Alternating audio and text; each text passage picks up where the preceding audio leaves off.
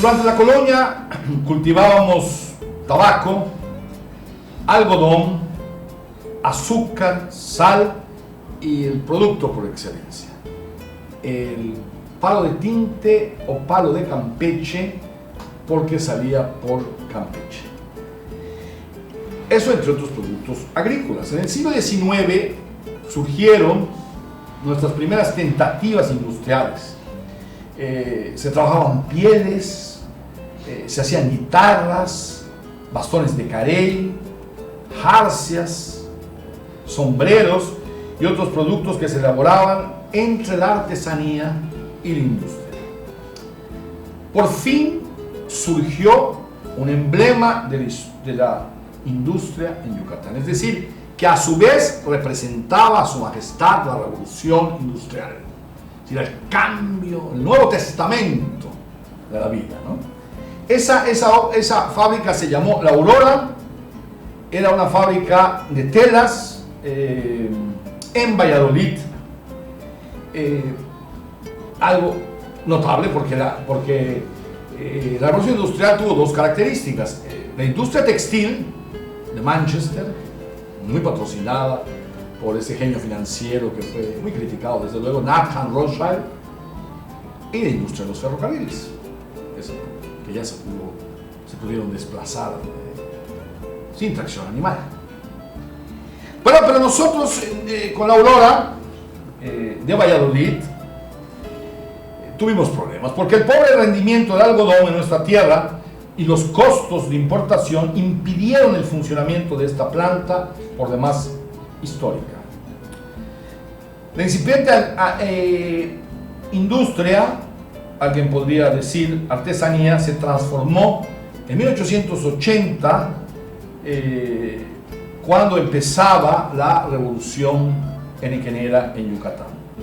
Se necesitó de mucho talento y mucho trabajo para lograr los niveles de producción que demandaba el nuevo mercado. El proceso de cortado de hojas y de raspado fue de gran ingenio. La era henequenera solo en todo su vigor, duró 50 años, quizá 100 si contamos con la era del gobierno en el Enequén, ¿no? Pero la era de oro, digamos, duró 50 años.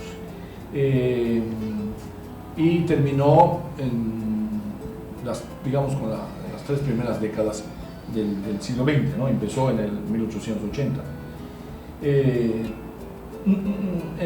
Empero, a principios del siglo XX, con este impulso, ya se usaban máquinas de vapor para raspar en las haciendas, ¿eh? Esto ya es un elemento industrial, agroindustrial si usted quiere, pero ya había ese elemento industrial. A principios del siglo XX viene una nueva era industrial. Tenemos la colonial con el palo de tinte, luego tenemos la Aurora, que también hubo otra que se llamó la Constancia de telas. Luego tenemos esta nueva era que nace con la cervecería yucateca y la fábrica de pastas y galletas Londé, entre otras, ¿no? Ellos ya hacen un nuevo estilo de trabajo, de un trabajo más industrial, ¿no? Hay que hablar desde luego de otro emblema que fue el molino de trigo, si usted me permite, lo conocemos con la harinera. Originalmente se llamó el molino. Esa fue una sociedad entre los Madero, de don Pancho Madero, esa familia de Monterrey, y los Vales, don Agustín Vales Castillo. Que es una cosa muy interesante, ¿no? Luego los Vales siguieron sobre la harinera hasta que se la vendieron al señor Shakur, ¿no? En 1912 aparece los productos Cardín, que ya son toda una tradición y que ahora han conquistado, todo México, parte de México, y han comprado cosas en los Estados Unidos, y es algo completamente extraordinario, ¿no? Ellos son españoles, ¿no? Y han hecho un trabajo increíble. Se revitaliza nuevamente la industria con las corderías. Dejó de ser una industria rural, digamos, en el campo, y se pasa a una industria urbana. Hacemos digamos, el mundo tiene la economía tiene tres sectores. El primario, el campo. El secundario, la industria. Y el terciario, o el nivel de servicios. Los bancos, el turismo, el comercio, esos son servicios. Antes todo era del sector primario, del campo. Y ahora el 80% es del sector servicios. Hay que equilibrar, porque si no hay equilibrio, la economía no marcha bien. Pero bueno,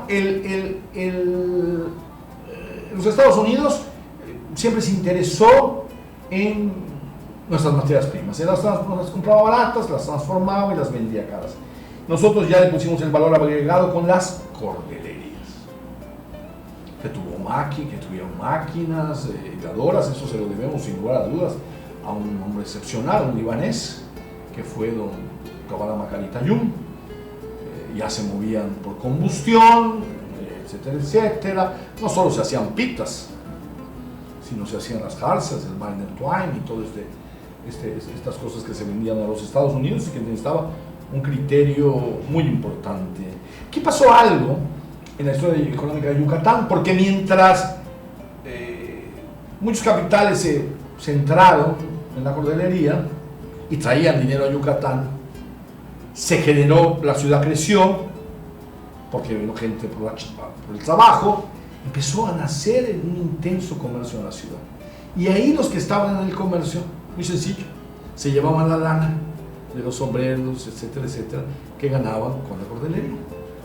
Y empezó a desarrollarse muchos capitales importantes en el mundo comercial. Sin embargo, esto se acabó. Hay que hablar también de materiales de... Hay que decir que en esa segunda etapa también se hacían, cuando dijimos la cervecería y la donde hablamos de emblemas, pero se hacía tabaco, todo lo que los tabacos, los chules y las águilas, y etcétera, todas esas marcas, jabones, desde luego, y otros productos, sombreros, había Gallareta, la familia Gallareta, o sea, se hacían muchísimas cosas en esa frontera entre la artesanía y la industria. Ya después, cuando ya estamos en las cordelerías, polariza todos los esfuerzos, viene nuevamente el Estado, desaloja a los cordeleros, hay que ver en qué invertir, y es cuando el capital gira mucho hacia el oriente con la ganadería. Y casi los cordeleros fueron a comprar ranchos, don Juan Millet, don Chafi Jacobo, don Nicolás Andrés, muchos fueron a invertir siguiendo los pasos también de los Macari, que habían fundado, bueno, don Kabbalah había fundado la industria ganadera de Oriente, importante. Ya ahora la ganadería, cuando viendo las fronteras, pues ya no resultó el tremendo negocio que resultó. Finalmente, en las últimas décadas ha habido un proceso muy importante de industrialización, muy sorprendente. Falta mucho por estudiar sobre esta gente de los últimos años, que hace vidrio, como Vidrios Millet, que es muy importante, que hace partes automotrices para todas las grandes compañías del mundo, como Artem, el señor Habib, Cardin, de la que hablamos, Lanita. Ya había, desde luego hay que decir que había materiales de construcción desde siempre, pero particularmente se hicieron dos. Mitza, que hizo el ingeniero Cervera, Piña Cervera, Piña era su apodo, Fernando, hijo de don Fernando Cervera, con el apoyo de don Arturo Ponce, que encantó, que le gustaba, los Ponce siempre les gustó apoyar a la gente inteligente y brillante, y Cervera lo era. Y él tiene un accidente, y entra don Manolo Mantecón y hace un trabajo extraordinario, ¿no? y también Cementos Maya, que fue fundada por yucatecos, pero luego la adquiere el grupo Cementos Mexicanos, muy grande, ¿no? Y son dos compañías industriales importantes. Y esta nueva generación que está desarrollando cosas muy importantes, que casi es una sorpresa en la historia de Yucatán. Y ya habría que ver la globalización, el hecho de que fueran estudiadas en Monterrey en forma intensiva. Hay distintas hipótesis que explican esta nueva generación que no se queda. Los mismos Ponce, con la cervecería, con la Coca, no, la cervecería no, la vendieron con la Coca-Cola, que salen al mercado y con otras cosas a conquistar. Nosotros somos muy pequeños. Yo soy de Yucatán, es pequeña, el estado de Yucatán tiene 1.600.000, aquí no hay ¿qué vas a vender? 60% pobres. Pero si salen a vender a otras partes con un éxito increíble. Bueno, entonces, haciendo un resumen, tenemos la colonia, la primera tentativa que se da en el siglo XIX, ya usando la revolución industrial. Ya luego tenemos las haciendas que usan elementos industriales, y luego tenemos las primeras industrias, la cervecería, las de cigarros, las de jabones, las de galletas, sombreros, etcétera, etcétera, etcétera, hasta Puebla. Y luego tenemos las cordelerías, y en las últimas décadas ya tenemos un nuevo panorama mucho más moderno, mucho más agresivo, que se expande fuera de Yucatán. Si este comentario le gustó, suscríbase a este canal, denle me gusta. Si no, diga lo que le parezca. Vea el próximo, a lo mejor si le gusta.